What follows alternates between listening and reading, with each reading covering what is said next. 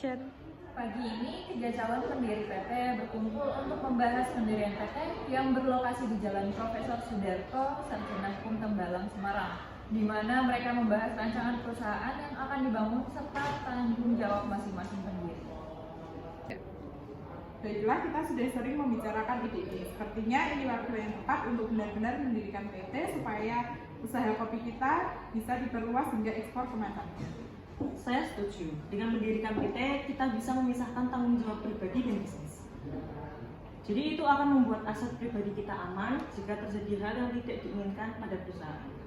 Tapi kita juga perlu memikirkan modal awal dan pembagian saham, serta bagaimana penyelesaian sengketa.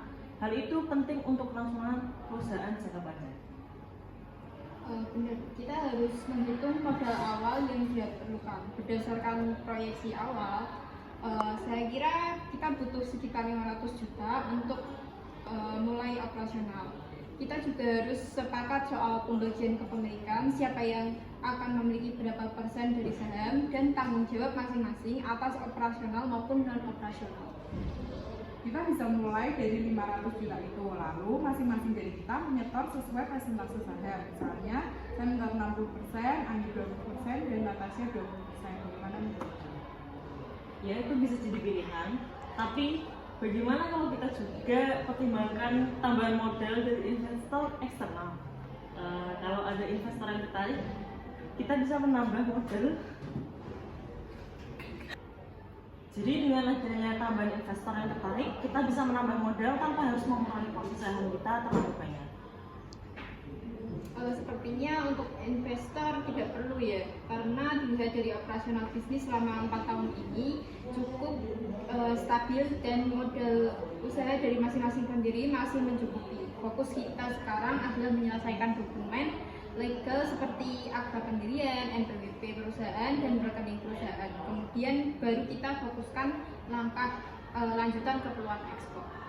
Betul, kita juga harus mencari notaris dan konsultan yang bisa membantu proses pendirian ini. Jangan lupa juga untuk memilih nama perusahaan yang belum terpakai dan membuat akta pendirian PT perusahaan sesuai dengan aturan. Saya sudah punya beberapa calon nama perusahaan. Kita bisa diskusikan nanti. Jadi kesimpulannya, kita segera mulai proses legalitas, bagi modal, dan pastikan semua berjalan sesuai rencana. Bagaimana, setuju? Setuju. Mari kita lanjutkan ke tahap berikutnya. Saya akan mulai mencari notaris dan konsultan yang cocok untuk kita. Setuju, mari kita realisasikan rencana ini dan semoga semuanya berjalan dengan lancar. Selanjutnya, ketiga pendiri bersama seorang konsultan dan notaris berkumpul untuk memulai proses pendirian perusahaan mereka. Mereka akan memulai tahapan-tahapan penting yang diperlukan untuk mendirikan perseroan terbatas sesuai dengan hukum yang berlaku di Indonesia. Para pendiri bertemu konsultan bersama-sama untuk mendirikan perseroan terbatas, kemudian bergerak ke kantor kelurahan untuk mendapatkan surat keterangan domisili yang diperlukan untuk menjalankan proses administrasi.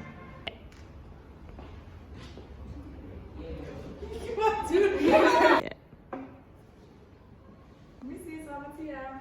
Selamat siang, silakan duduk.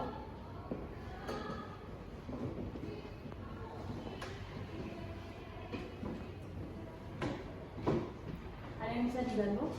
Kami ingin mendirikan PT dan membutuhkan konsultan untuk membantu pembentukan perusahaan kami. Apakah Ibu Dewa bersedia? Bisa. Untuk tahap awal diperlukan surat keterangan domisili perusahaan. Apakah Ibu sudah memilikinya? Belum, kami ingin mendirikan PT ini didampingi dengan konsultan. Apakah bisa? Boleh, mari kita langsung ngurus SKP di kelurahan terdekat. Permisi, selamat siang. Iya, selamat siang. Silakan duduk.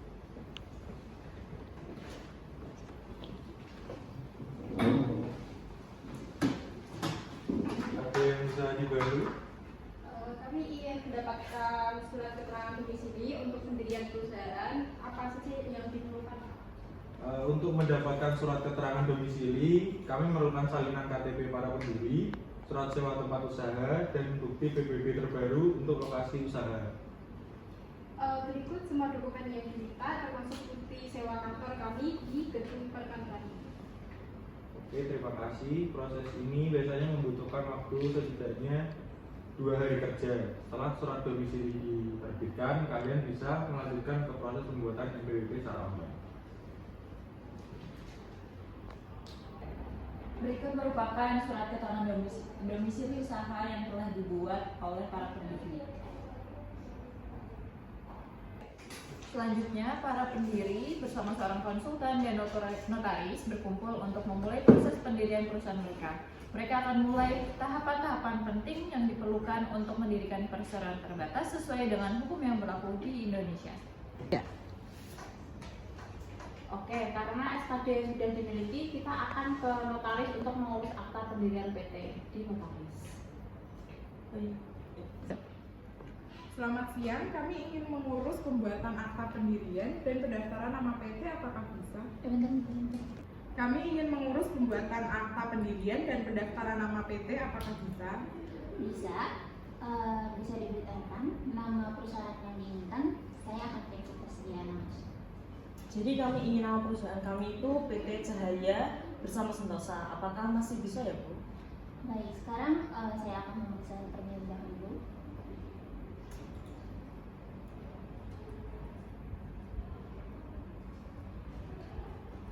Nama ini belum digunakan, jadi kita bisa melanjutkan ke tahap selanjutnya. Saya akan langsung mendaftarkannya di sistem ini, Pak. Nama ini masih tersedia ya Bu ya. Terus apa yang tahap selanjutnya setelah nama itu disetujui? Setelah itu disetujui, prosesnya akan memakan waktu sekitar 1 hari kerja untuk mendapatkan persetujuan pemakaian nama dari Kementerian Hukum dan HAM. Setelah itu kita bisa lanjut ke pembuatan akta pendirian PT.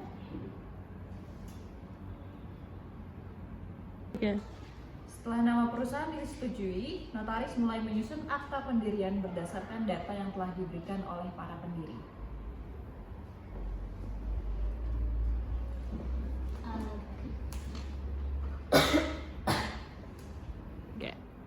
Baik, kita akan masuk ke tahap penyusunan akta pendirian.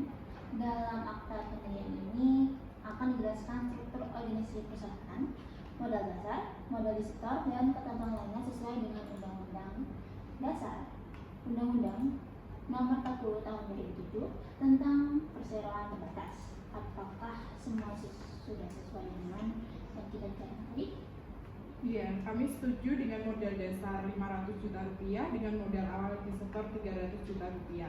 Saya akan bertindak sebagai direktur utama, Anjit sebagai direktur, dan Natasha sebagai komisaris. Oke, baik. Selanjutnya diperlukan dokumen untuk pendirian perseroan terbatas, fotokopi KTP, fotokopi KK, pas foto, NPWP pendiri, fotokopi PBB, foto kantor, dan surat keterangan domisili. Apakah sudah siap?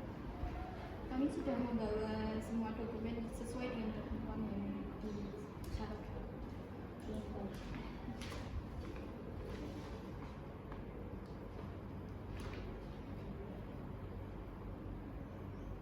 Baik, saya akan mencatat semuanya ke dalam akta pendirian. Lalu kita akan lanjutkan ke penandatanganan akta pendirian.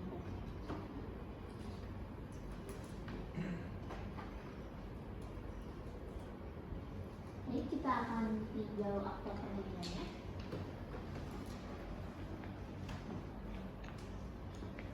Pada hari ini Selasa, akta pendirian perseroan terbatas dengan nama PT Cahaya bersama Sentosa. Pada hari ini Selasa tanggal 22 Oktober 2024 pukul 14.15 WIB berhadapan dengan saya, Mira Sapa Putri Rizal Dita, notaris di Kabupaten Semarang, dengan dihadiri oleh saksi-saksi yang nama-namanya akan disebutkan pada bagian akhir akta ini dan telah dikenal oleh saya, notaris Karayuntan Maharani, lalu ada Anggit Maharani, ada Natasha Citra Dewi.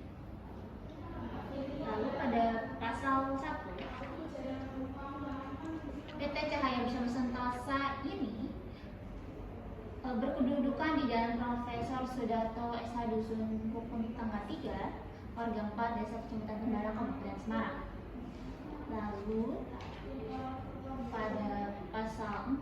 Di sini modal dasarnya 500 juta rupiah terbagi atas 500 saham. Masing-masing saham bernilai nominal 1 juta rupiah. Dari modal dasar tersebut telah ditempatkan dan disetor 25% atau sejumlah 125 saham dengan nilai sebesar 115 rupiah oleh para pendiri yang telah mengambil bagian saham dan cicilan serta nilai nominal yang disebutkan pada akhir akta. Lalu pada pasal 19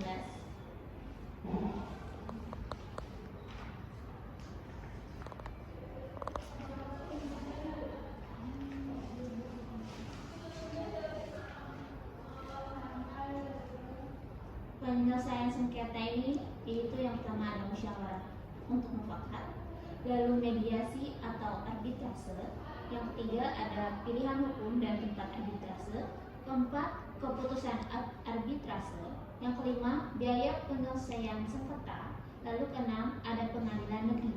Lalu pasal 20 penyelesaian laba bersih untuk cadangan dilakukan sampai mencapai 25% dari jumlah modal ditempatkan dan disetor hanya boleh dipergunakan untuk menutup kerugian yang tidak dipenuhi oleh pihak lain. Baik, untuk penutup pada pasal 21 kedudukannya sebagaimana tersebut di atas menerangkan saham tersebut dengan yaitu oleh para pendiri yang pertama ada Fahri Intan Maharani 300 juta rupiah, Anggit Maharani 100 juta rupiah, dan Natasha Citra Dewi 100 juta rupiah. Mohon sudah benar.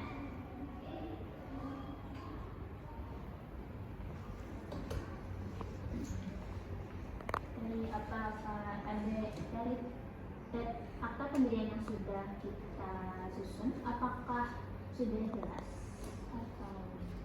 Ya, sepertinya semuanya sudah benar. Jadi kami siap untuk penandatanganan. Selanjutnya adalah penandatanganan.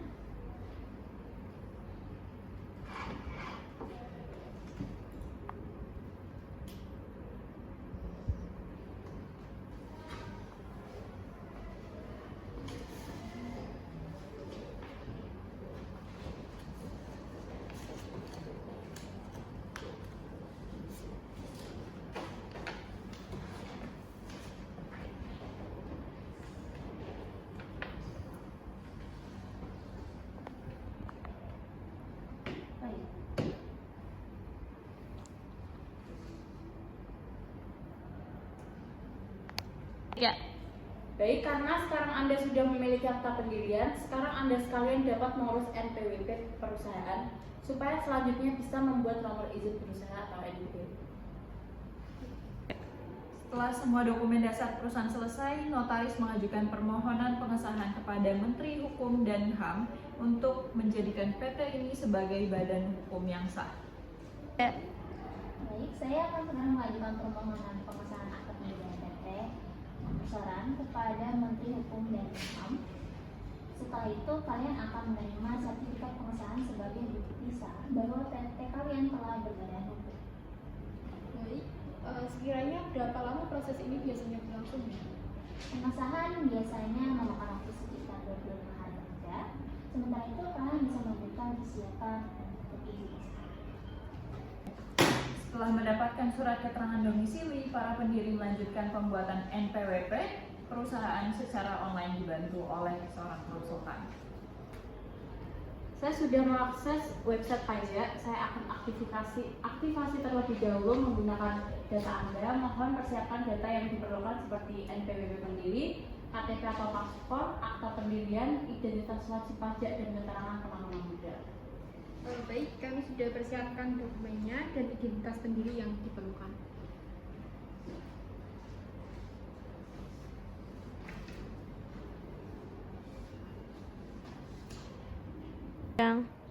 Berikut merupakan langkah-langkah yang diperlukan untuk mendaftarkan NPWP PT secara online. Yang pertama yaitu mengunjungi laman dari erekpajak.go.id, kemudian diperlukan untuk mengisi email dan verifikasi. Ketika sudah sukses, maka bisa mengakses lebih lanjut atas aktivasi dari laman EREP. Kemudian verifikasi email, dilanjutkan aktivasi terhadap akun. Kemudian akun DJP yang telah selesai dibuat akan diperlukan untuk mengisi data identitas yang diperlukan. Ketika data sudah sesuai akan ditampilkan seperti berikut. Kemudian diperlukan untuk mengisi daftar dari pengurus ataupun penanam modal, yang dilanjutkan atas dokumen persyaratan untuk badan usaha. Setidaknya diperlukan ada 3 dokumen, yaitu fotokopi KTP, NPWP pengurus, dan fotokopi atas akta pendirian. Dilanjutkan atas pernyataan yang perlu diisi, dan di sini ada PP 23 di mana diperlukan untuk memilih untuk mengikuti tarif PP 23 sebesar 0,5% atau tarif umum. Dan jika sudah selesai, hingga poin 8 selanjutnya diklik simpan. Dan berikut merupakan NPWP yang sudah selesai. Terima kasih. Jadi ini saya sudah urus dan NPWP-nya. Jadi ini untuk NPWP saudara sekalian untuk perusahaan kalian. Terima kasih. Setelah pengesahan dari Kemenhumkam, para pendiri melanjutkan ke proses pengurusan NIB. Sekarang kita perlu mengurus NIB. NIB merupakan identitas pelaku usaha yang diterbitkan oleh lembaga OSS atau Online Single Service. Sekarang kita perlu mengurus NIB. NIB merupakan identitas pelaku usaha yang diterbitkan oleh lembaga OSS atau Online Single Submission yang dinaungi oleh Kementerian Investasi dan Hilirisasi atau BPKN. Berapa lama biasanya proses pembuatan NIB? Nah, untuk NIB ini biasanya membutuhkan sekitar 10 hari kerja. Dokumen ini sangat penting sebagai bukti bahwa perusahaan kalian sudah berizin dan terdaftar secara resmi.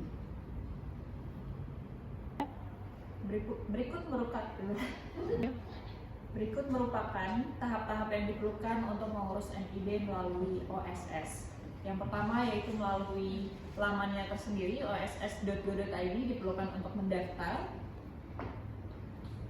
Kemudian diperlukan untuk pendaftaran akun, harus dipilih yaitu adalah UMK.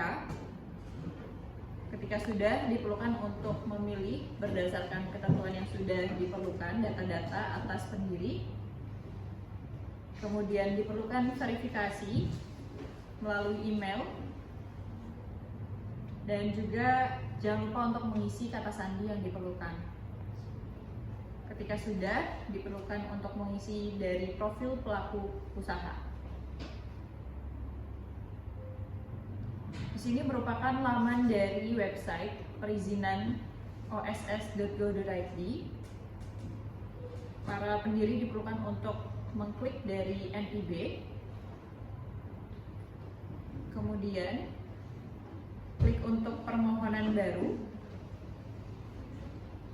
Kemudian dari para pendiri perlu untuk mengisi data pelaku usaha yang disesuaikan dengan data-data yang sudah didapatkan sebelumnya.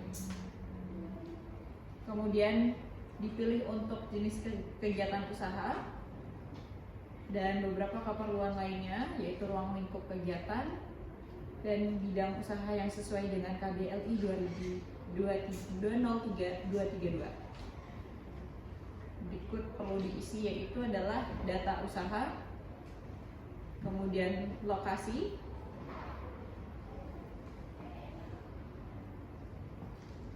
kemudian jangan lupa untuk diisi dari modal usaha yang ditentukan oleh para pendiri yang sebelumnya juga telah disesuaikan di akta pendirian. Berikut juga adalah produk dan jasa yang memang sudah dimiliki dari pemilik oleh para pendiri. Di sini merupakan deskripsi atas kegiatan usaha yang dimiliki. Ketika sudah diisi akan dimunculkan atas pemberitahuan.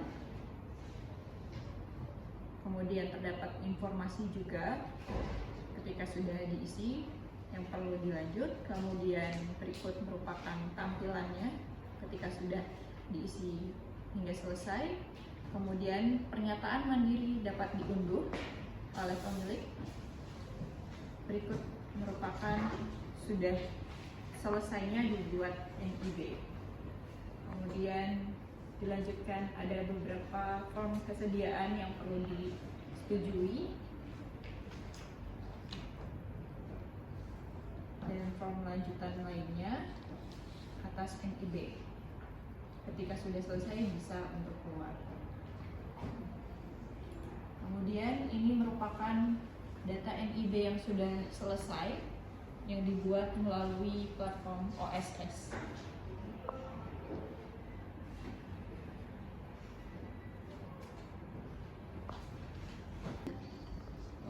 Selamat datang di Indonesia Baru. Ya, selamat siang Pak. Jadi kami ingin membuka buku rekening perusahaan. Baik, untuk pesertanya bisa dibantu identitas pribadi seperti KTP, kemudian dokumen identifikasi perusahaan seperti akta pendirian dan NIB. Baik, ini persyaratannya. Baik, akan kami segera proses, bisa dimusnahkan.